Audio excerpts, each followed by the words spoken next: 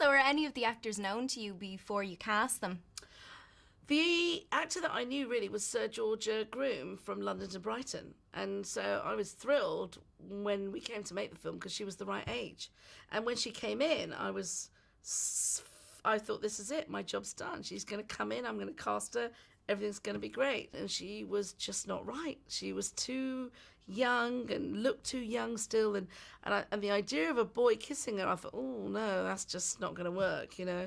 And so she went off and we carried on looking and couldn't find anyone. And several months later, I said, look, let's bring Georgia back in. She came back in, and then this nice young woman walked in with sort of lovely hair and, you know, lovely dress and sort of really kind of much more confident with herself and her body. And she read the scene perfectly, and that was it. We never looked back. Were you looking specifically for sort of new faces? Some of them had worked in TV before, but was that what you were looking for?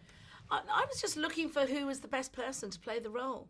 And in the case of a couple of the actresses, particularly Eleanor, who played Jazz, as soon as she walked in and read, I mean, she came in to read Georgia, and I thought, no, she's Jazz. I mean, I knew immediately she was Jazz.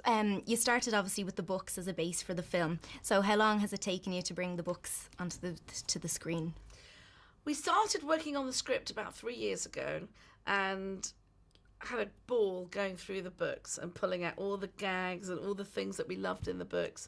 And then we set about adapting it to a screenplay. So we needed a plot and an arc for Georgia, because the books are written in diary form, and so she's kind of quite the same all the way through.